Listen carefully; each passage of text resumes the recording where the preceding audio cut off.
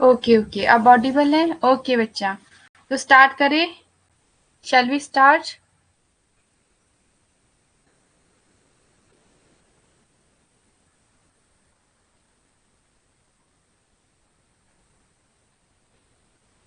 Pragya, Ananya, shall we start?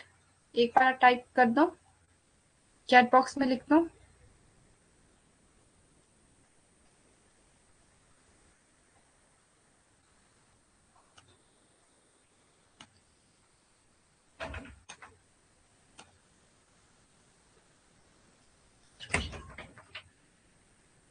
Shell we start?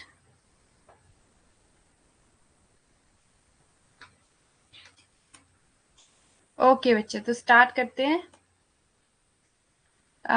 आज हमारा topic रहेगा इलेक्ट्रोकेमिस्ट्री। ठीक है,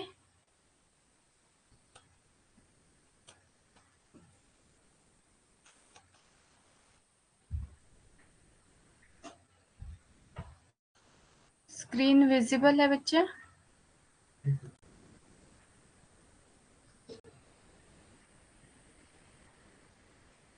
जस्ट अ सेकेंड।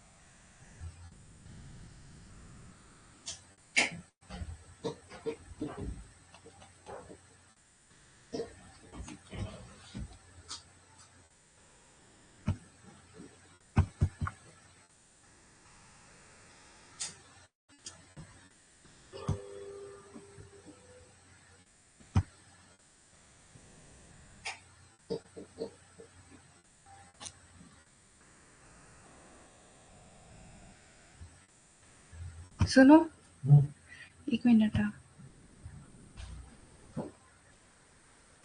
प्रॉब्लम आ रही। ये कट कर दो यहाँ से, ये नहीं हो रहा कट। क्या? ये पूरी स्क्रीन में आनी चाहिए स्लाइड।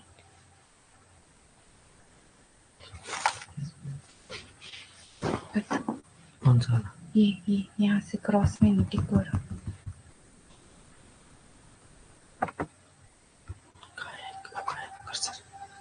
कर्सर यहाँ।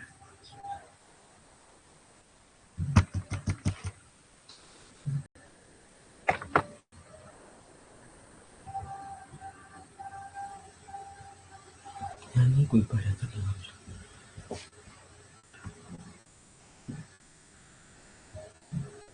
कट कर।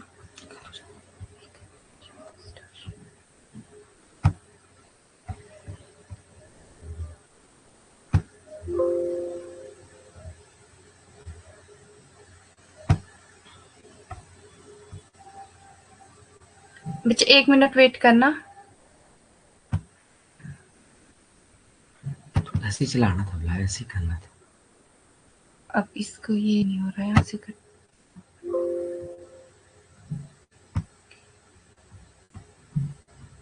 पहले नहीं है इसका।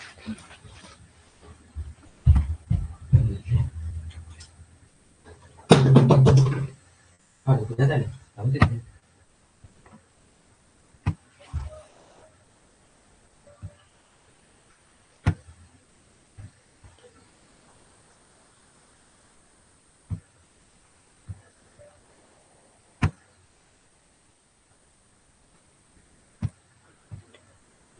शेयर अब आ गया।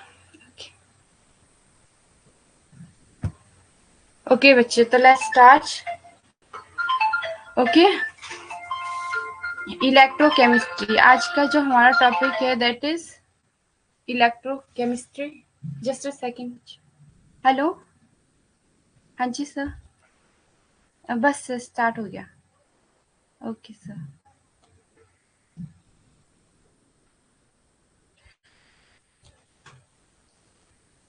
तो बच्चों आज का हमारा टॉपिक है इलेक्ट्रोकेमिस्ट्री, ठीक है।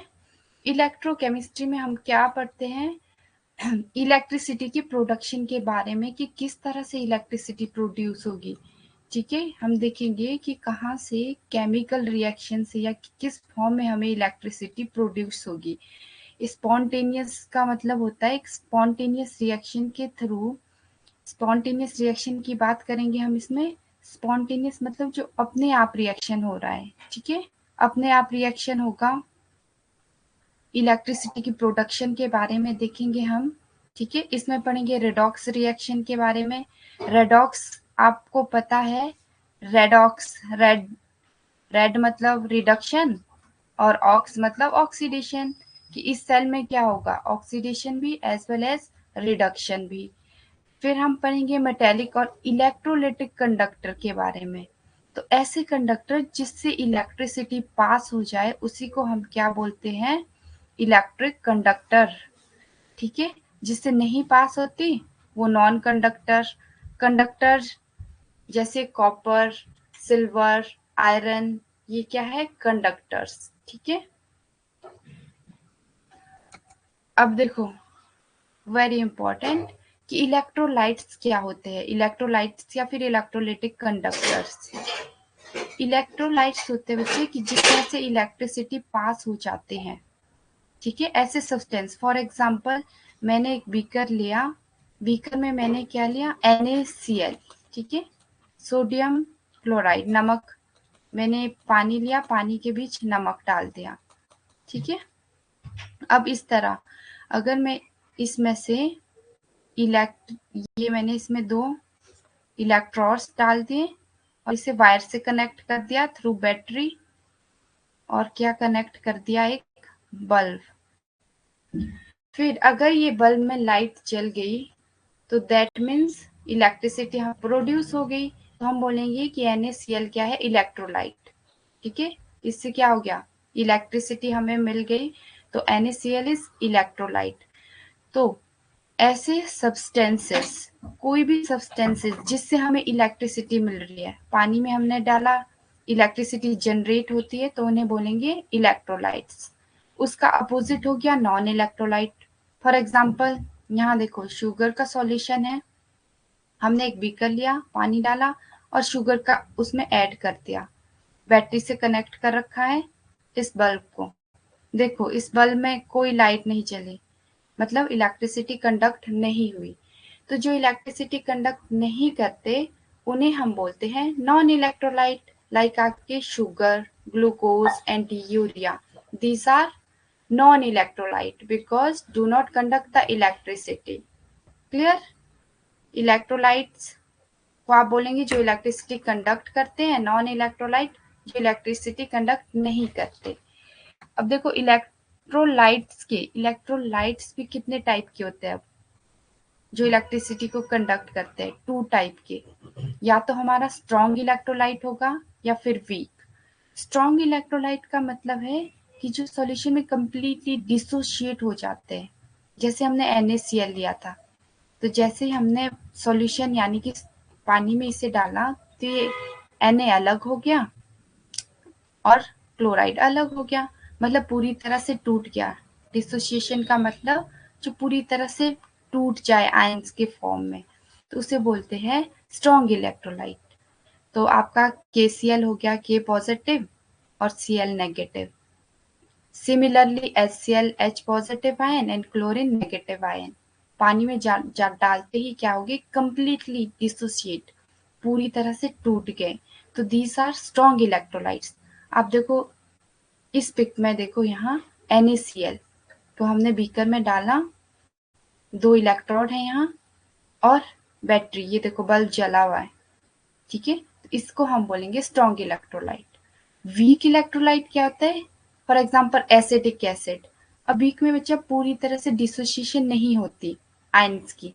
देखो इस तरह से टूटेगा ना, ये CH3COO नेगेटिव, ये negative part, H positive part. अब यहाँ तो कंप्लीट डिसोसिएशन नहीं हुआ है आयंस का। ये देखो इतना पार्ट, एसिटिक एसिड का नेगेटिव चार्ज है और पॉजिटिव चार्ज वाला क्या है, H पॉजिटिव। तो कंप्लीट डिसोसिएशन नहीं हुआ है, इसकी वजह से इलेक्ट्रिसिटी तो हमें मिल रही है पर पूरी तरह से, यहाँ देखो बिल्कुल ब्राइट था ये बल्ब, पूरी तरफ से जल चुका है, पर यहाँ पे क्या है, एक डिम सा है। बिजली तो जली है लेकिन डिम सी है। ये किसकी वजह से, वीक इलेक्ट्रोलाइट। अगर आप वीक इलेक्ट्रोलाइट सॉल्यूशन में लोगे, फॉर एग्जांपल आपने एसिटिक एसिड ले लिया है, ठीक है, या जिंक क्लोराइड ले लिया है, अमोनियम हाइड्रोक्साइड ले लिया है, तो आपको इलेक्ट्रिसिटी मिलेगी बट ज्यादा नहीं, ठीक है, डिम। देखो बल्ब तो जला है लेकिन डिम सी लाइट है, तो वीक इलेक्ट्रोलाइट के कारण। अगर आप सॉल्यूशन में स्ट्रॉन्ग इलेक्ट्रोलाइट लेते हो फिर पूरी तरह से लाइट जलती दिखाई देगी। अगर हमने नॉन इलेक्ट्रोलाइट दिया है तो बल्ब में देखो कोई लाइट नहीं चली है, ये नॉन इलेक्ट्रोलाइट है। आपका सुक्रोज हो गया, शुगर हो गया, ये सारे क्या है, नॉन इलेक्ट्रोलाइट। क्लियर, समझ आ गया, बहुत ही इंपॉर्टेंट है। एक बार बता दो, चैट बॉक्स में टाइप कर दो, इलेक्ट्रोलाइट नॉन इलेक्ट्रोलाइट समझ आ गया। अनन्या, आकृति, मानसी, प्रज्ञा, चैट बॉक्स में एक बार लिख दो।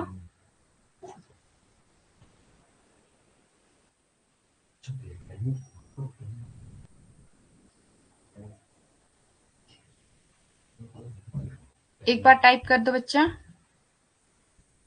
ओके, यस यस, ओके बच्चा, ठीक है। Electrolytes clear. देखो इलेक्ट्रोलाइट्स हमने पढ़ा जो इलेक्ट्रिसिटी को कंडक्ट करेंगे, जिससे इलेक्ट्रिसिटी पास होगी, वही इलेक्ट्रोलाइट होते हैं। जिससे नहीं पास होगी, जैसे ग्लूकोज, यूरिया और शुगर हो गया, वो नॉन इलेक्ट्रोलाइट। अब इलेक्ट्रोलाइट के फर्दर हमने टाइप देखे। इलेक्ट्रोलाइट्स दो टाइप के होंगे, एक तो स्ट्रॉन्ग, जिसमें क्या हो रहा है, आयंस डिसोशिएट हो रहे हैं पूरी तरह से कंप्लीटली और हमें बिल्कुल क्लियर लाइट जलती हुई नजर आ रही है। वीक, जिसमें से डिसोसिएशन तो होगी लेकिन कंप्लीट नहीं होगी, इनकम्प्लीट डिसोसिएशन, ठीक है। जैसे ये था अमोनियम NH4 की फॉर्म में टूट रहा है, OH नेगेटिव, पूरी तरह से नहीं टूटा, ओके। इस केस में भी इलेक्ट्रिसिटी मिलती है लेकिन डिम सी लाइट, पूरी तरह से देखो बल्ब नहीं जला है।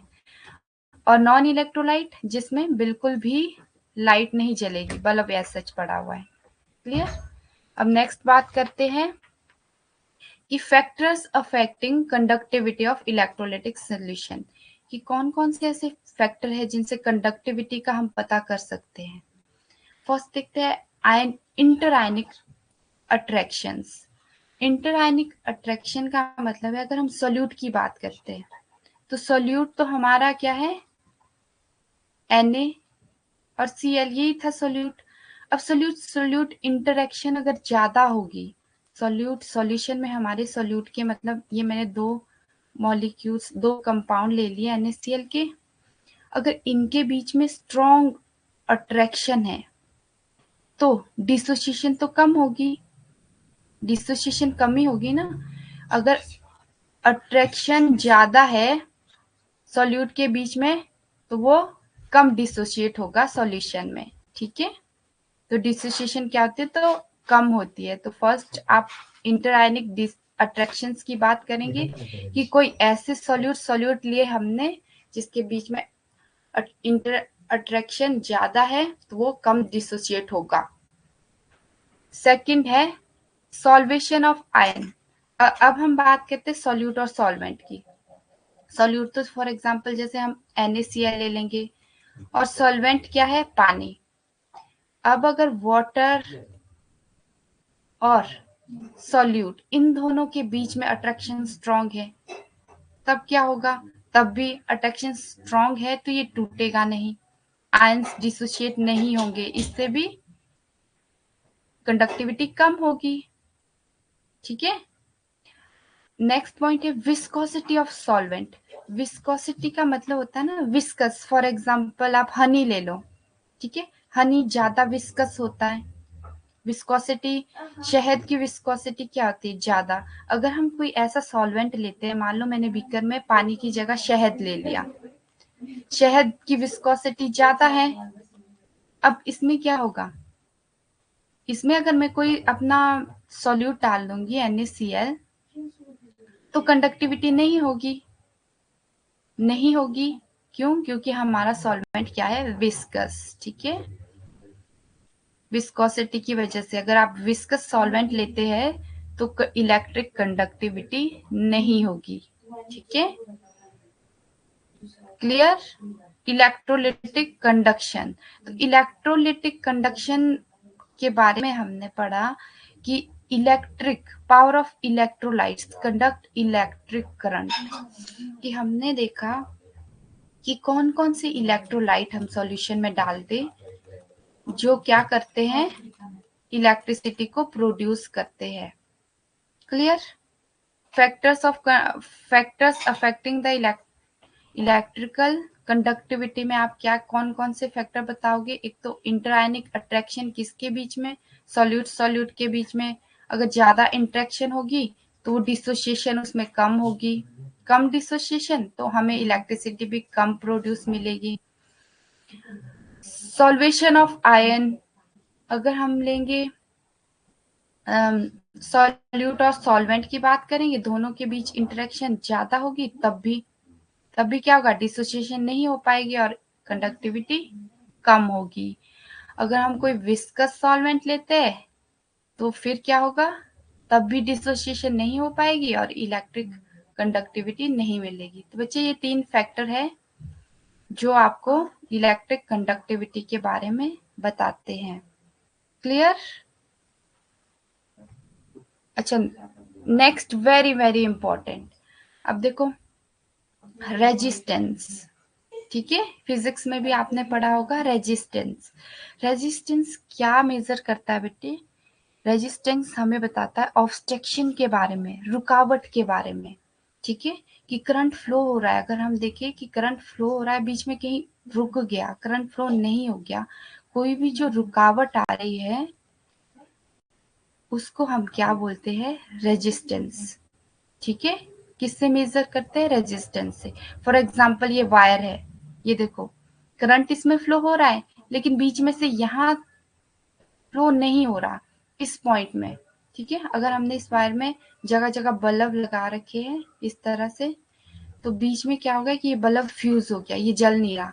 तो इसको जो मेजर हम करते हैं तो किसकी, कौन बताएगा? रेजिस्टेंस। रेजिस्टेंस यहाँ अप्लाई कर देंगे, वो बताएगा कि करंट यहाँ से फ्लो नहीं हो रहा, ठीक है। तो रेजिस्टेंस क्या होता है?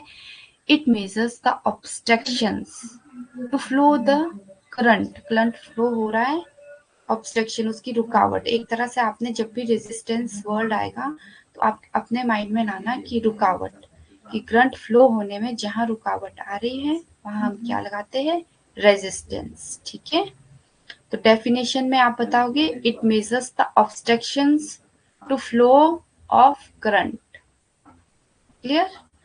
और resistance of any conductor is directly proportional to length. हम देखेंगे कि कंडक्टर की लेंथ कितनी है और एरिया कितना है।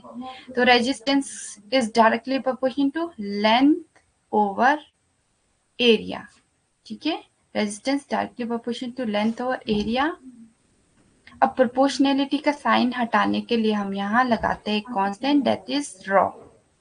रॉ बोलेंगे इसको, तो R is equal to rho L over A, ये हो गया हमारा resistance. Clear?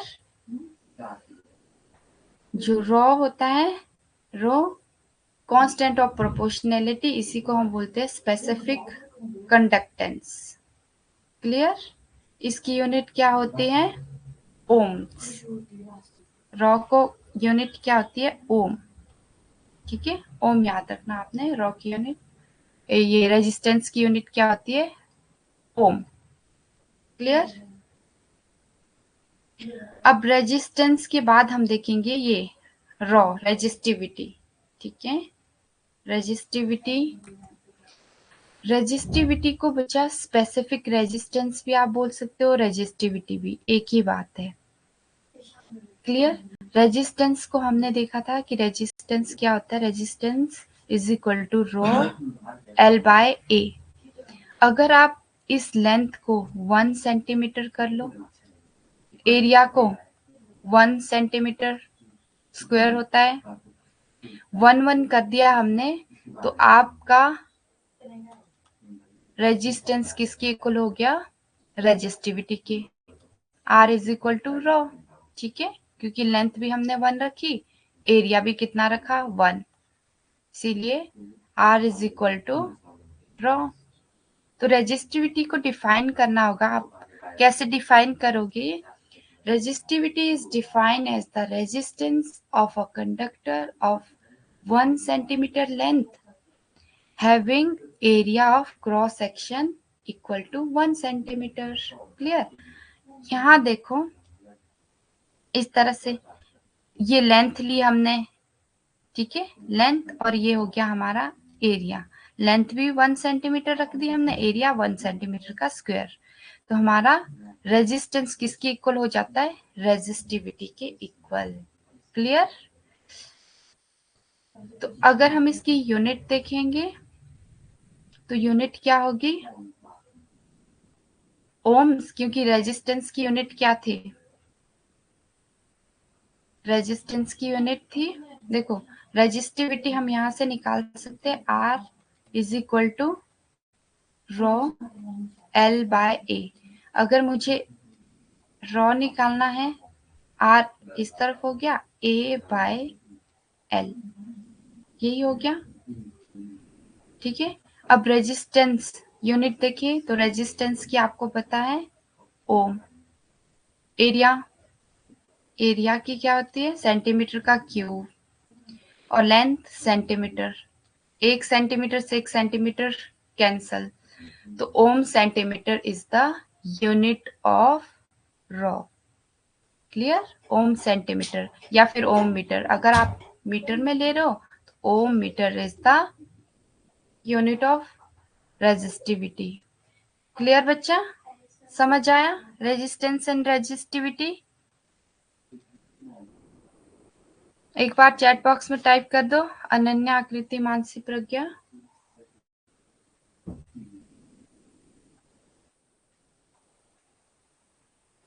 Resistivity and resistance समझ आ गया? Definition, unit and formula. Okay, clear. अब रेजिस्टिविटी, रेजिस्टेंस, रेजिस्टिविटी के बाद अब क्या है, कंडक्टेंस। ये रेजिस्टेंस का उल्टा होता है बच्चा। रेजिस्टेंस देख रहा था रुकावट को, ये क्या करेगा कि कितना करंट फ्लो हो रहा है, ईज, ठीक है। तो इसकी डेफिनेशन क्या होगी, it is a measure of ease with which current flow through a conductor. अब देखो फॉर एग्जांपल इस पिक में देखो, हमने देखना है कि कितना कंडक्ट हो रहा है या नहीं। अगर देखो मैंने बैटरी से वुड लगा दी यहाँ, तो बल्ब में लाइट नहीं जली, दैट मीन्स इलेक्ट्रिसिटी कंडक्ट नहीं हो पाई, ठीक है। अगर मैं यहाँ कॉपर प्लेस कर देती हूँ तो बल्ब में लाइट जल गई, ठीक है। तो यही है कंडक्टेंस, क्या है, यही है, बताता है कि कितना, किससे हमारी इलेक्ट्रिसिटी प्रोड्यूस हो रही है, कौन सी चीज है जो कंडक्ट करती है इलेक्ट्रिसिटी को, ठीक है। तो it is a measure of ease with which current flow through a conductor. It is the reverse of resistance, resistance का उल्टा। इसको आप जी से भी डिनोट कर सकते हैं या फिर सी से भी, जी या सी लिख दो या फिर जी लिख दो रेजिस्टेंस के लिए, is equal to 1 by R means resistance. अब आप इसकी यूनिट, आपको रेजिस्टेंस की पता है, रेजिस्टेंस की क्या होती है, ओम, तो इसकी यूनिट क्या होगी, ओम इनवर्स। कंडक्टेंस की क्या होगी, ओम इनवर्स, ठीक है। ओम को उल्टा करके कैसे लिखते हैं, महो, M MHO। तो ओम इनवर्स भी आप इसकी यूनिट बोल सकते हो, महो भी बोल सकते हो। एक और यूनिट आपको याद रखनी है, साइमंस। ठीक है, 3 यूनिट आपको याद रखनी है कंडक्टेंस की, ओम इनवर्स, महो या फिर साइमंस। क्लियर? रेजिस्टेंस का उल्टा। अब जैसे हमने रेजिस्टेंस का देखा था, स्पेसिफिक रेजिस्टेंस के बाद देखा था रेजिस्टिविटी, कंडक्टेंस के बाद हम देखेंगे कंडक्टिविटी। तो कंडक्टिविटी क्या होता है? इनवर्स ऑफ रेजिस्टिविटी, रेजिस्टिविटी का उल्टा। ठीक है, conductivity is the conductance of 1 centimetre का क्यूब ऑफ सॉल्यूशन। अब देखो, इसमें हम एक बीकर लेंगे, उसमें सॉल्यूशन कितना लेंगे? 1 सेंटीमीटर का क्यूब। ठीक है, 1000 ml सॉल्यूशन में जितनी भी कंडक्टिविटी होगी, ठीक है, इस सॉल्यूशन के कारण जितनी इलेक्ट्रिसिटी कंडक्ट हो रही है उसको बोलते हैं कंडक्टिविटी। ठीक है, डेफिनेशन में आपको ये चीज याद रखनी है सिर्फ, कंडक्टेंस कितना, कंडक्टेंस ऑफ 1 सेंटीमीटर का cube of solution of electrolyte. आपको ना इससे ज्यादा लेना है ना ही कम लेना है सॉल्यूशन। सॉल्यूशन कितना लेंगे आप? 1 सेंटीमीटर का क्यूब। उसके बाद जो इलेक्ट्रिसिटी कंडक्ट हो रही है उसको हम बोलते हैं कंडक्टिविटी। ठीक है, कापा से डिनोट करते हैं, it is reverse of resistivity. अब रेजिस्टिविटी की यूनिट हमें पता थी, क्या थी? ओम्स, मीटर या फिर सेंटीमीटर। तो ये भी क्या हो जाएगी? इसकी क्या हो जाएगी? ओम इनवर्स, सेंटीमीटर का इनवर्स। या फिर आप लिख सकते हो, ओम इनवर्स को हमने साइमन बोला था, तो साइमन सेंटीमीटर, साइमन पर सेंटीमीटर आप लिख सकते हो। मीटर में ले रहे हो तो साइमन पर मीटर। क्लियर? तो ये आ गया कंडक्टिविटी। क्लियर? कंडक्टिविटी के बाद है बच्चा मोलर कंडक्टिविटी। मोलर कंडक्टिविटी या फिर मोलर कंडक्टेंस, इसमें हम सॉल्यूशन में क्या लेंगे? 1 मोल ऑफ इलेक्ट्रोलिटिक। अब इसमें भी कंडक्टिविटी देखना है, पर हम जो सॉल्यूशन लेंगे कितना लेंगे? 1 मोल। ये जो सॉल्यूशन है इसका अमाउंट आपको याद रखना है, 1 मोल। ठीक है, इलेक्ट्रोलाइट का कितना सॉल्यूशन लिया आपने? 1 मोल सॉल्यूशन। उसके कारण जो इलेक्ट्रिसिटी प्रोड्यूस हो रही है उसको हम बोलेंगे मोलर कंडक्टिविटी। क्लियर? कंडक्टिविटी में हमने याद रखा था 1 सेंटीमीटर का क्यूब, इससे जो इलेक्ट्रिसिटी प्रोड्यूस हो रही थी उसको हमने बोला कंडक्टिविटी। मोलर कंडक्टिविटी में आपने मोलर से याद रखना है, मोल कि सिर्फ आपको 1 मोल की देखना है। सॉल्यूशन कितना लेना है? 1 मोल ऑफ इलेक्ट्रोलाइट। 1 मोल अगर आप लेते हो तो जितनी कंडक्टिविटी, जितनी हमें इलेक्ट्रिसिटी मिलेगी उसी को हम बोलेंगे मोलर कंडक्टिविटी। ठीक है, तो डेफिनेशन में आप सिंपल लिखोगे कि it is defined as the conducting power of all ions produced by 1 mole of electrolytic solution। ठीक है, फॉर्मूला इसको डिनोट करते हैं हम लैम्डा से। तो लैम्डा मोल के लिए m लिख दिया, lambda m is equal to kappa over m। ठीक है, कापा बच्चे वही है कंडक्टिविटी, कापा क्या है? कंडक्टिविटी, और m क्या है आपका? मोलैरिटी। ठीक है, कंसंट्रेशन, कंसंट्रेशन किस में लिया हमने? मोलैरिटी में। क्लियर? तो हम इसको इस तरह से लिख देते हैं। ठीक है, m क्या है? मोलर कंसंट्रेशन या फिर मोलैरिटी बोल दो, और मोलैरिटी की यूनिट क्या आती है? Moles per litre. Clear? Moles per litre is the unit of molarity. तो यूनिट मोलर कंडक्टेंस की क्या होगी? देखो, कापा की हमें पता है, कापा की क्या थी, साइमन्स पर सेंटीमीटर। कापा की जगह हमने कापा की यूनिट डाल दी, ठीक है। मोलैरिटी की हमें पता है, मोलैरिटी की क्या होती है, मोल्स पर लीटर। क्लियर। अब देखो, पर लीटर को हम लिख सकते हैं सेंटीमीटर का क्यूब। सेंटीमीटर का क्यूब लिख दिया। इसकी जगह हम क्या लिख सकते हैं, सेंटीमीटर का क्यूब। क्लियर।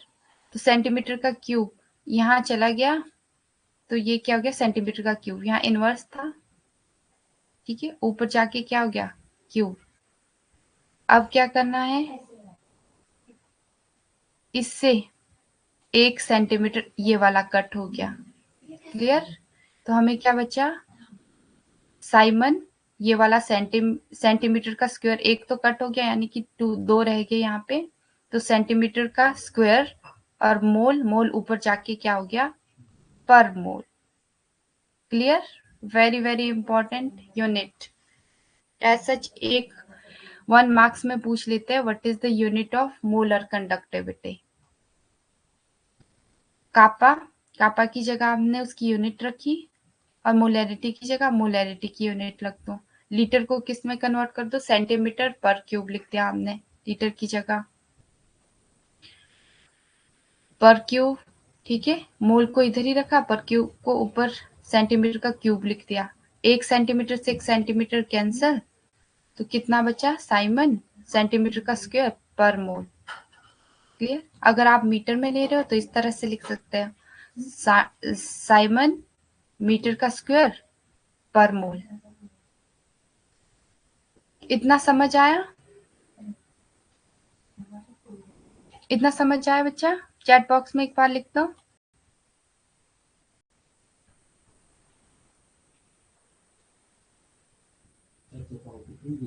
मोलर कंडक्टिविटी समझ आया, conductivity, molar conductivity. Okay okay बच्चा। तो नेक्स्ट हम देखेंगे इक्विवेलेंट कंडक्टिविटी। इसकी डेफिनेशन भी आप एज सच लिखोगे जैसे मोलर कंडक्टिविटी की थी और कंडक्टिविटी की। डिफरेंस सिर्फ आपने इतना लिखना है कि ये जो सॉल्यूशन लिया ये कितना है, अब 1 ग्राम। ठीक है, कंडक्टिविटी में हमने कितना सॉल्यूशन लिया था, 1 सेंटीमीटर का क्यूब। ये कंडक्टिविटी की डेफिनेशन थी। मोलर कंडक्टिविटी में हमने 1 मोल का सॉल्यूशन लिया था, ये डेफिनेशन थी मोलर कंडक्टिविटी की। अब इक्विवेलेंट कंडक्टिविटी की डेफिनेशन के लिए आप क्या लोगे, सॉल्यूशन कितना लोगे, 1 ग्राम। बस ये चेंज करना है आपको, डेफिनेशन में सिर्फ ये चेंज करना है कि सॉल्यूशन कितना लिया। कंडक्टिविटी में 1 सेंटीमीटर का क्यूब सॉल्यूशन, उसमें देखा था कि आयंस कितनी इलेक्ट्रिसिटी प्रोड्यूस कर रहे थे। मोलर कंडक्टिविटी में हमने 1 मोल सॉल्यूशन लिया, उससे हम देख रहे थे कि कितनी इलेक्ट्रिसिटी मिल रही है।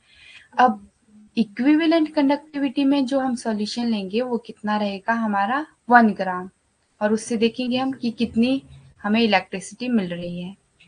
तो क्लियर, डेफिनेशन क्लियर। उसके बाद देखो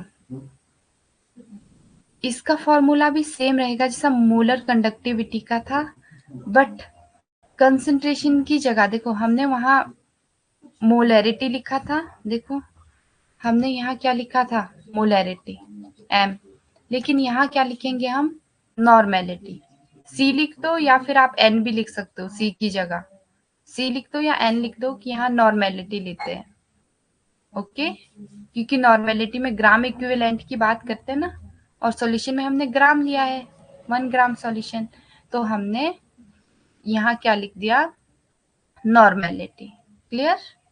अब इसकी यूनिट भी सेम होगी, जो यूनिट आपकी किसकी थी, मोलर कंडक्टिविटी की। डिफरेंस कहाँ होगा, यहाँ क्या था, पर मोल, और आप यहाँ क्या लिखोगे, ग्राम इक्विवेलेंट, पर ग्राम इक्विवेलेंट। ठीक है, पर ग्राम इक्विवेलेंट। साइमन, ठीक है, सेंटीमीटर का स्क्वायर था, और यहाँ क्या लिखेंगे हम, पर ग्राम इक्विवेलेंट। क्लियर? वहां पे पर मोल लिया था हमने मोलर कंडक्टिविटी में, यहाँ पर ग्राम इक्विवेलेंट। तो ये होगी इसकी यूनिट। आई होप आपको ये तीनों चीजें समझ आ गई होगी, conductivity, molar conductivity and equivalent conductivity. तीनों में बस सॉल्यूशन में डिफरेंस है कि हमने कितना सॉल्यूशन लिया है। क्लियर? ग्राम इक्विवेलेंट को भी लैम्डा और ई लिख दो यहाँ, ये हो गया लैम्डा ई, ग्राम इक्विवेलेंट। जैसे हमने मोलर को लिखा था लैम्डा एम, इसको आप ऐसे लिख सकते हो लैम्डा ई, इससे डिनोट करते हैं। क्लियर? नेक्स्ट है बच्चा सेल कांस्टेंट। तो सेल कांस्टेंट देखो, सेल कांस्टेंट का रिलेशन कैसे हम बता सकते हैं, कापा, ये कापा है conductivity, is equal to G, conductance को सी लिखो या जी लिखो, जी लिख रहे हो आप तो जी और जी स्टार ऐसे याद रखो। ये कंडक्टिविटी और कंडक्टेंस या सेल कांस्टेंट तीनों में क्या रिलेशन है। देखो सेल कांस्टेंट को डिनोट करते हैं हम जी स्टार से, ठीक है, और कंडक्टेंस को हम जी से लिख रहे हैं, इसको जी स्टार से, और कंडक्टिविटी तो कापा से डिनोट करते हैं। तो ये हो गया हमारा cell constant, kappa is equal to ji ji star. ठीक है, इसमें सेल कांस्टेंट, जो सेल कांस्टेंट है वो क्या है, लेंथ ओवर एरिया। ये देखो, अगर दो इलेक्ट्रोलाइट्स, ये इलेक्ट्रोड्स है, ठीक है, एक ये इलेक्ट्रोड और ये इलेक्ट्रोड, सॉल्यूशन में हमने रखा है दोनों इलेक्ट्रोड्स को, और इन इलेक्ट्रोड का एरिया, ये ए कहाँ है, ये जो इलेक्ट्रोड है इसका कितना एरिया है, ये इलेक्ट्रोड्स का एरिया, और दोनों इलेक्ट्रोड्स के बीच में कितनी डिस्टेंस है, वो होगी हमारी लेंथ। ठीक है, दोनों इलेक्ट्रोड्स के बीच में कितना डिस्टेंस है, ये होगी हमारी लेंथ। तो आपका सेल कांस्टेंट क्या होता है, सेल कांस्टेंट होता है इलेक्ट्रोड्स के बीच की लेंथ, लेंथ ओवर एरिया। ठीक है, लेंथ ओवर एरिया। तो किसकी लेंथ, ये जो दो इलेक्ट्रोलाइट्स है इनके बीच की लेंथ, और ये एरिया, इतना एरिया, ठीक है, इलेक्ट्रोलाइट्स का एरिया, तो इसको बोलते हैं हम cell constant. Cell constant, cell constant में बस आप ये रिलेशन याद रखना, conductivity is equal to conductance and cell constant, तीनों के बीच में। आपको एक चीज दी होगी, मान लो आपको इसकी वैल्यू दी है, किसकी, कंडक्टेंस की और सेल कांस्टेंट की, कंडक्टिविटी पूछी है, दोनों की वैल्यू पुट कर दो, ये निकाल दो। या फिर ऐसा क्वेश्चन न्यूमेरिकल आ सकता है कि आपको एक चीज दिया हो, ये दिया हो और ये दिया हो, कंडक्टेंस पूछा हो, इस तरह से आप तीनों में से कोई एक चीज आप बता सकते हो, दो चीज आपको गिवन होगी, तीसरी चीज आप बता सकते हो, इसलिए आपको ये रिलेशन याद रखना है, kappa is equal to ji ji star. Clear? इतना समझ आ गया?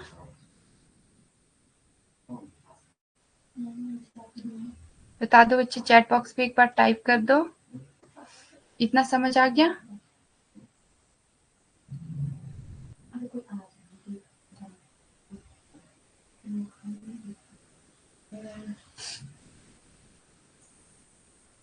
इम्पोर्टेंट है बच्चे ये चीजें,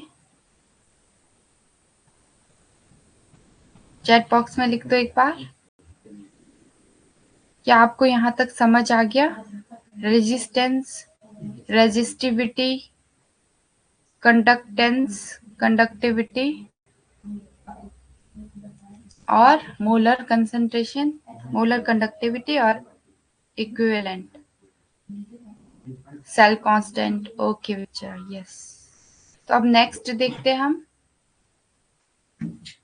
नेक्स्ट ये देखो, ऐसा आपने यूनिट, हमने रेजिस्टेंस पढ़ा था, रेजिस्टेंस, रेजिस्टेंस की यूनिट क्या थी, ओम, ठीक है। फिर कंडक्टेंस देखा पर ओम या फिर साइमंस, ठीक है। एसआई यूनिट साइमंस, सीजीएस पर ओम। फिर कंडक्टिविटी या फिर स्पेसिफिक कंडक्टेंस, इसमें पर ओम पर सेंटीमीटर या फिर साइमन पर मीटर, क्लियर। फिर सेल कांस्टेंट की क्या होगी, पर सेंटीमीटर या पर मीटर, सेल कांस्टेंट की, ठीक है। इक्विवेलेंट कंडक्टेंस क्या हो गया, ये देखो, पर ओम पर सेंटीमीटर, सेंटीमीटर का स्क्वायर, ये यूनिट थी। मोलर कंडक्टेंस की ये रही, ठीक है। तो ऐसे चार्ट बना के आप सभी को कोरिलेट करके आपस में याद रख सकते हो, क्लियर। अब नेक्स्ट देखते हैं।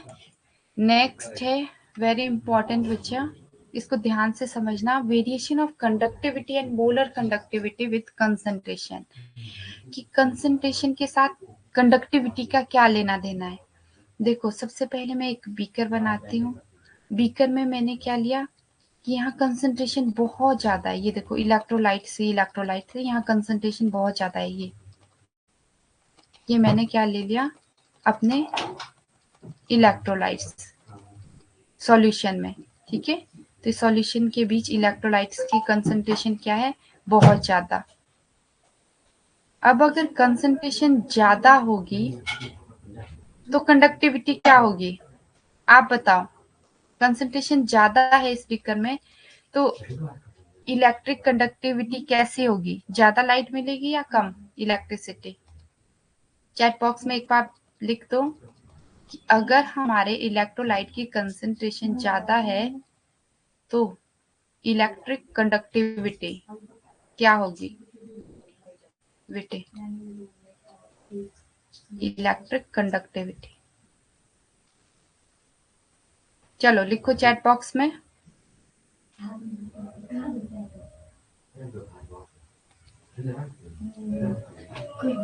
बताओ। आकृति, मानसी, अनन्या एक बार चैट बॉक्स में टाइप कर दो कि अगर कंसंट्रेशन इलेक्ट्रोलाइट की ज्यादा है तो कंडक्टिविटी कैसी होगी, हमें ज्यादा मिलेगी या कम। Decrease, decrease, okay. डिक्रीज किसने लिखा है, मानसी ने। मानसी ने बताया है कि डिक्रीज, अगर हमारे कंसंट्रेशन ज्यादा है तो इलेक्ट्रिक कंडक्टिविटी क्या होगी, कम। यस, बिल्कुल सही है। देखो अगर कंसंट्रेशन ज्यादा है तो इलेक्ट्रिसिटी क्या मिलती है, कम। अगर कंसंट्रेशन कम है, कंसंट्रेशन को कम कैसे करेंगे हम, इलेक्ट्रोलाइट की कंसंट्रेशन को इसमें डाइल्यूशन कर देंगे। डाइल्यूशन मतलब हम इसमें फॉर एग्जांपल वाटर ही डाल देते हैं, ठीक है। हमने क्या कर दिया, सॉल्यूशन को डाइल्यूशन, ठीक है। सॉल्यूशन को डाइल्यूशन कर दिया हमने, यहाँ से ये देखो मैंने वाटर ऐड कर दिया, मैंने सॉल्यूशन में क्या कर दिया, वाटर ऐड कर दिया। वाटर ऐड करने से कंसंट्रेशन क्या हो गई, कम। कम होगी ना इलेक्ट्रोलाइट की कंसंट्रेशन। अब इलेक्ट्रोलाइट दूर दूर हो गए, कंसंट्रेशन का कम का मतलब है कि अब इलेक्ट्रोलाइट क्या हो गए, दूर दूर, कम हो गए। इस तरह से पानी के बीच डाइल्यूशन से कंसंट्रेशन कम, तो अब इलेक्ट्रिक कंडक्टिविटी क्या हो जाएगी, इंक्रीज। अब ध्यान से सुनना कि पहले हमने क्या किया था, पहले हमने ये लिया था सॉल्यूशन। सॉल्यूशन में कंसंट्रेशन ज्यादा थी, मतलब इलेक्ट्रोलाइट्स पास पास थे, यहाँ सोडियम, यहाँ Cl, यहाँ पास पास, बहुत पास पास थे। इनके बीच में इंटरआयनिक फोर्सेस ज्यादा थी। अब ज्यादा थी तो इलेक्ट्रिसिटी हमें क्या, कम मिल रही थी, कंडक्ट नहीं हो पा रही थी ना। जैसे ही हमने डाइल्यूशन किया, डाइल्यूशन से ये आयन आप दूर दूर हो गए, इस तरह से, ठीक है। डाइल्यूशन से कंसंट्रेशन क्या होगी, कम, ठीक है। कंसंट्रेशन कम हुई, आयंस दूर दूर हुए। अब जब आयंस दूर दूर हो गए तो इनके बीच में इंटर आयनिक इंटरेक्शन क्या होगी, कम होगी, तो इलेक्ट्रिक ये क्या करेंगे, इलेक्ट्रिसिटी को इजीली प्रोड्यूस कर सकते हैं। ठीक है, तो कहने का मतलब यही था कि अगर कंसंट्रेशन ज्यादा होगी तो आयंस पास होंगे तो इलेक्ट्रिसिटी को अच्छे से कंडक्ट नहीं कर पाएंगे, हमें कम इलेक्ट्रिसिटी का प्रोडक्शन मिलेगा। तो हम इनको दूर करने के लिए क्या करते हैं, डाइल्यूशन, पानी ऐड कर दिया। अब हमारे आयंस के बीच में डिस्टेंस ज्यादा हो गया, कंसंट्रेशन कम, तो हमें क्या मिल गए, इलेक्ट्रिसिटी ज्यादा। क्लियर। तो इसको देखो हम एक ग्राफ, वेरी वेरी इंपॉर्टेंट, इससे समझेंगे।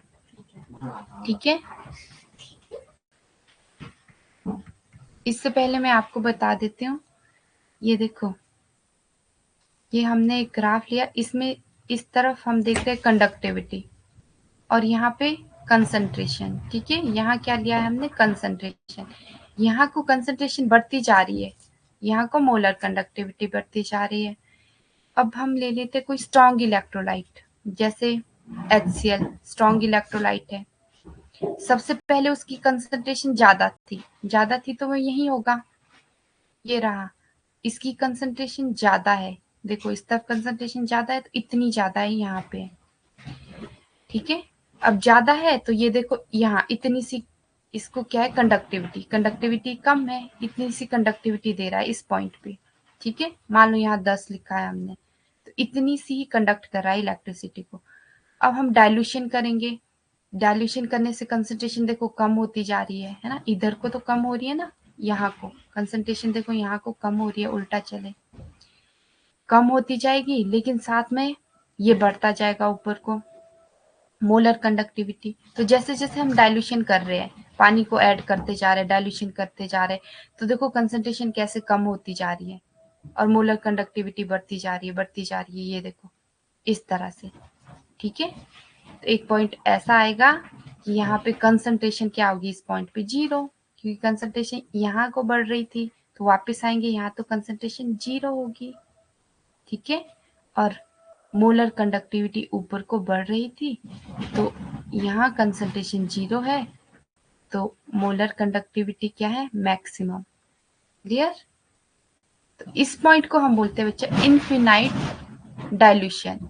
ये हमने क्या किया, मैक्सिमम डाइल्यूशन कर ली, इनफिनाइट डाइल्यूशन। हमने डाइल्यूशन बहुत ज्यादा कर ली, मैक्सिमम जितनी हम कर सकते थे उतनी डाइल्यूशन कर ली, फिर कंसंट्रेशन क्या हो जाती है, 0 के इक्वल। हम कंसीडर कर लेते हैं कि इनफिनाइट डाइल्यूशन में कंसंट्रेशन क्या हो जाती है, 0 के इक्वल। ठीक है, क्लियर। और इसको आप लिखोगे यूं, इस तरह से, एट 0 कंसंट्रेशन। ठीक है, molar conductivity at infinite dilution. Clear,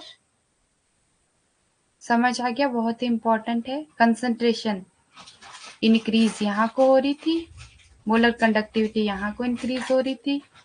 पहले कंसंट्रेशन क्या थी, ज्यादा, हमने कंसंट्रेशन को कम करने के लिए क्या किया, डाइल्यूशन, पानी ऐड करते गए, कंसंट्रेशन कम होती गई, लेकिन मोलर कंडक्टिविटी इस तरह से देखो बढ़ती गई। तो एक पॉइंट ऐसा आ गया कि कंसंट्रेशन क्या होगी, मैक्सिमम। Clear, clear. तो ये देखो स्ट्रॉन्ग इलेक्ट्रोलाइट्स के केस में यही होता है, एट 0 कंसंट्रेशन। यहाँ बताएगी कंसंट्रेशन अगर 0 है तो क्या होगी हमारी मोलर कंडक्टिविटी, मैक्सिमम कंडक्शन हो गया। ये किस केस में होता है बच्चे, स्ट्रॉन्ग इलेक्ट्रोलाइट के केस में, जैसे HCl लिया था हमने। अब वीक इलेक्ट्रोलाइट आपको पता है कि पूरी तरह से डिसोशिएट नहीं होता, जैसे एसिटिक एसिड। तो वीक इलेक्ट्रोलाइट बच्चा कभी भी इसको टच नहीं करेगा, यहाँ इस लाइन को। ठीक है, क्योंकि वहां क्या है, कंप्लीट डिसोसिएशन नहीं है आयंस के बीच में। तो वीक इलेक्ट्रोलाइट्स के केस भी सेम ऐसे ही होगा, बट आपको क्या करना होता है, वीक इलेक्ट्रोलाइट का ग्राफ कुछ ऐसे बनता है, क्योंकि इनफिनाइट डाइल्यूशन नहीं होती इसमें। ओके, वीक इलेक्ट्रोलाइट का ऐसे बनाना है आपने, स्ट्रॉन्ग का इस तरह से बनाना है कि इनफिनाइट डाइल्यूशन हो सकती है। बहुत ही इंपॉर्टेंट है ये ग्राफ वीक इलेक्ट्रोलाइट और स्ट्रॉन्ग इलेक्ट्रोलाइट के केस में। समझ आ गया? बताओ बच्चा। स्ट्रॉन्ग इलेक्ट्रोलाइट वीक इलेक्ट्रोलाइट का ग्राफ समझ आया? कंसंट्रेशन के साथ रिलेशनशिप पता चला? कोई चीज ना समझ आई हो बताओ।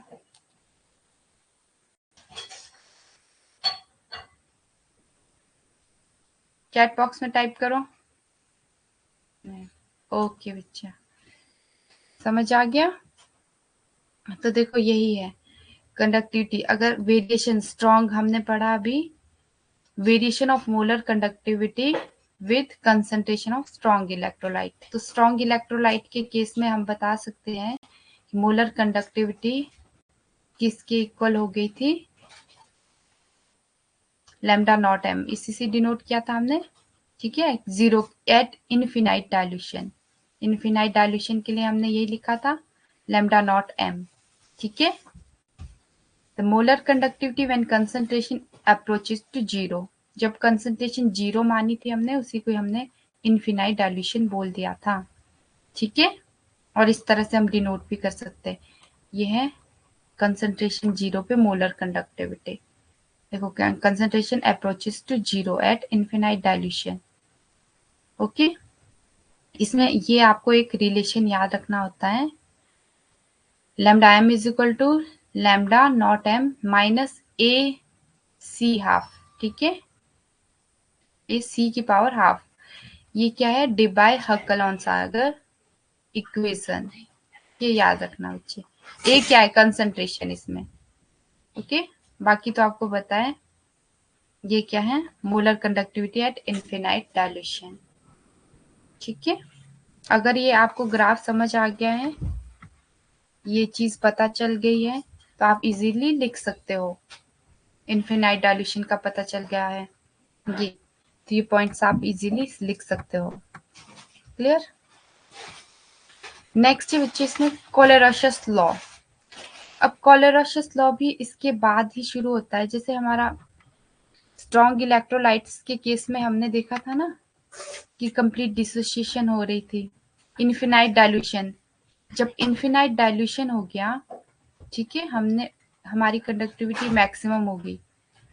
इनफिनाइट डाइल्यूशन का मतलब है कि अब ये जो पॉजिटिव, फॉर एग्जांपल हमारे सॉल्यूशन में हमने इलेक्ट्रोलाइट लिया था NaCl, इनफिनाइट डाइल्यूशन का मतलब है हमने इतनी डाइल्यूशन कर दी कि अब ये Na जो पॉजिटिव थे, इनका अपना कंट्रीब्यूशन होगा इलेक्ट्रिसिटी के प्रोडक्शन में, और जो Cl नेगेटिव आयन थे, इनका अपना कंट्रीब्यूशन होगा इलेक्ट्रिसिटी की प्रोडक्शन में, ठीक है, आफ्टर इनफिनाइट डाइल्यूशन, ठीक है। तो देखो कोलेरशस लॉ क्या होता है, Kohlrausch law sum of individual contribution from ions of electrolyte, ठीक है।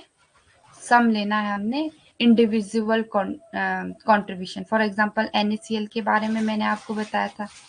तो देखो इसका देखेंगे NaCl का molar conductivity Na sodium ion plus molar conductivity at infinite dilution में किसकी वजह से, क्लोरीन आयन की वजह से।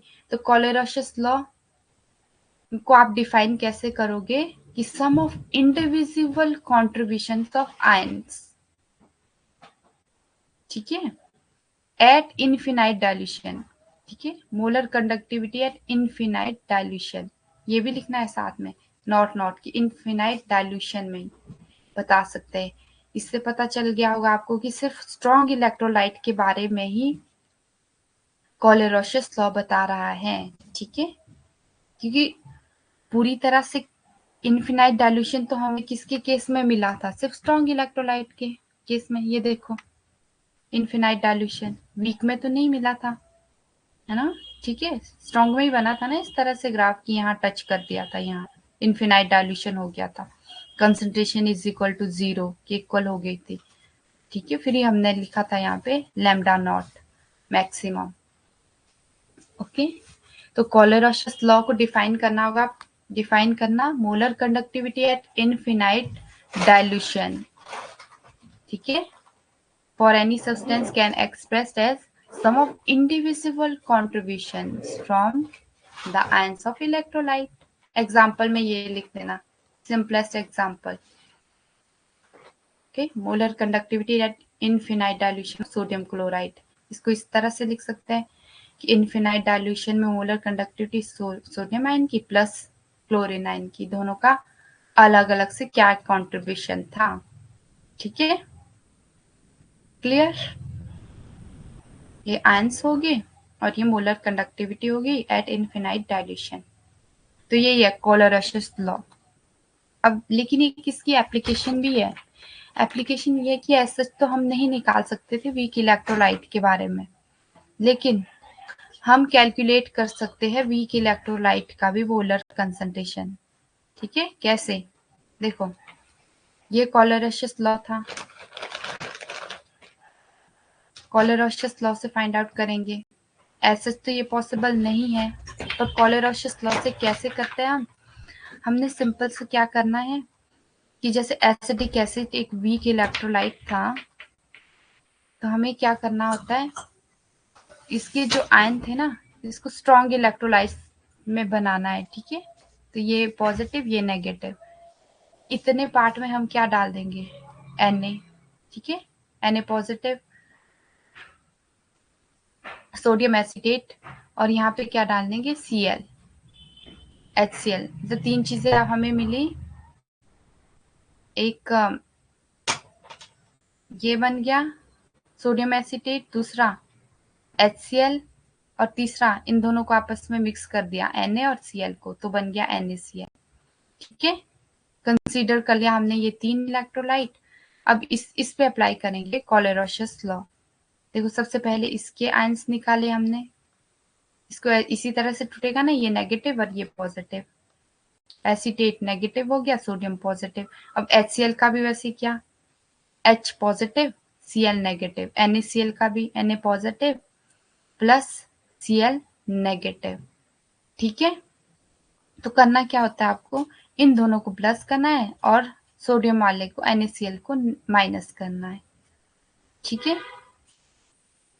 अब जो कट रहा है उसको आपस में काट दिया, क्लोरीन प्लस माइनस माइनस हो जाएगा ना, तो क्लोरीन से क्लोरीन ये कट हो गया, क्लोरीन से क्लोरीन आयन, सोडियम से सोडियम आयन कट हो गया, तो बचा क्या, सिर्फ ये एसिटेट आयन बच गया और ये H पॉजिटिव। तो देखो हमने इस तरह से वीक इलेक्ट्रोलाइट के बारे में ये निकाल दिया, मोलर कंसंट्रेशन, वीक इलेक्ट्रोलाइट के कंसंट्रेशन को पता कर लिया एट इनफिनाइट डाइल्यूशन। यही इसकी एप्लीकेशन है, क्लियर, समझ आ गया। कोलेरोशस लॉ समझ आया स्टूडेंट्स, एक बार चैट बॉक्स में लिख दो।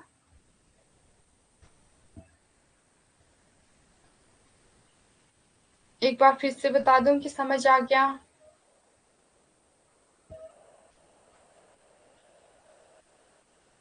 आकृति, मानसी, अनन्या, यस, ओके बच्चा, ठीक है। तो एक बार आप रिवाइज कर लेते हैं हमने आज क्या क्या पढ़ा। देखो आज हमने देखा इलेक्ट्रोकेमिस्ट्री में इलेक्ट्रोलाइट्स के बारे में देखा कि इलेक्ट्रोलाइट्स क्या होते हैं, जो इलेक्ट्रिसिटी को पास करते हैं, नॉन इलेक्ट्रोलाइट जो नहीं पास करते। इलेक्ट्रोलाइट के फर्दर कितने टाइप थे, दो, स्ट्रॉन्ग इलेक्ट्रोलाइट जो कम्प्लीटली डिसोसिएट हो जाते हैं, वीक इलेक्ट्रोलाइट जो कम्प्लीटली डिसोसिएट नहीं होते।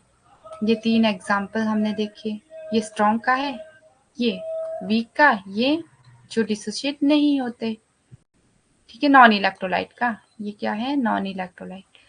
फिर हमने देखा फैक्टर्स कौन कौन से हैं, इसमें तीन फैक्टर्स देखे कि सॉल्यूट सॉल्यूट की इंटरेक्शन देखी, फिर सॉल्यूट और सॉल्वेंट की देखी, फिर सॉल्वेंट को देखा कि उसकी विस्कोसिटी कैसी है, उसके बेसिस पे बताया कि कंडक्टिविटी क्या होगी।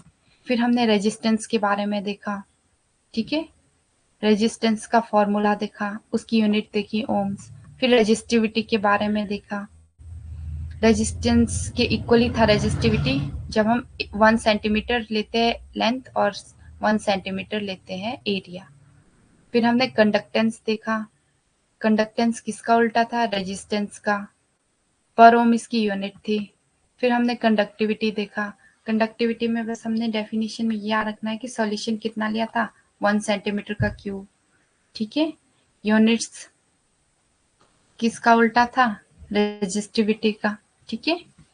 फिर हमने मोलर कंडक्टिविटी, इसमें सिर्फ 1 मोल सॉल्यूशन लिया था, इसकी यूनिट्स हमने फाइंड आउट कर ली थी। फिर इक्विवेलेंट कंडक्टिविटी के बारे में देखा, डेफिनेशन में सिर्फ इतना सा चेंज किया था कि 1 ग्राम लिया था हमने सॉल्यूशन। फिर हमने सेल कांस्टेंट का रिलेशन देखा, इसको हमने रखा कैसे याद, कापा जी स्टार से हमने इसको याद रखा था, kappa is equal to g star. G star हमारा सेल कांस्टेंट था, ठीक है, लेंथ ओवर एरिया।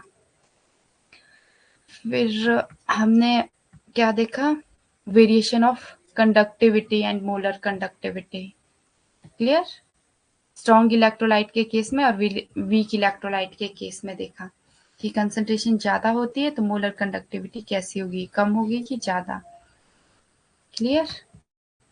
उसके बाद हमने देखा Kohlrausch law, Kohlrausch law after infinite dilution के बाद जो इंडिविजुअल कंट्रीब्यूशन था आयंस का, उसी को कोलेरोसियस लॉ बोलते हैं। इसकी एक एप्लीकेशन थी कि ऐसे तो हम नहीं निकाल सकते वीक इलेक्ट्रोलाइट के लिए molar conductance at infinite dilution, पर इसके थ्रू हम निकाल सकते हैं, ठीक है, कोई भी स्ट्रॉन्ग इलेक्ट्रोलाइट्स को लेके कंसीडर करके, ठीक है। तो हमने 3 जो है स्ट्रॉन्ग इलेक्ट्रोलाइट्स कंसीडर किए थे, HCl, NaCl और एक एसिडिक एसिड का सोडियम एसिटेट, ठीक है। और उसी को ही हमने क्या कर दिया था, उनके आयंस निकाले और कट करके हमारा क्या निकल गया था, एसिडिक एसिड की concentration at infinite dilution, clear. इसमें कोई डाउट, तो बच्चे आज हम इतना ही करेंगे, कोई डाउट हो तो आप पूछ सकते हो।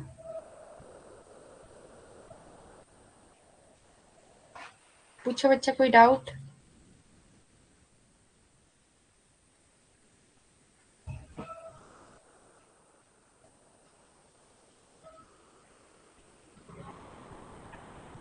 नहीं है,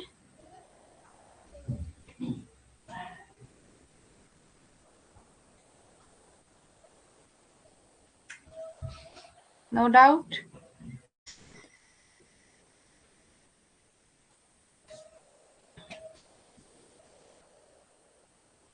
नो डाउट, ओके बच्चा, ओके देन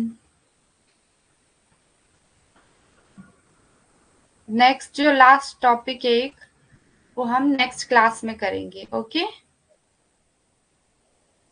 ओके बच्चा।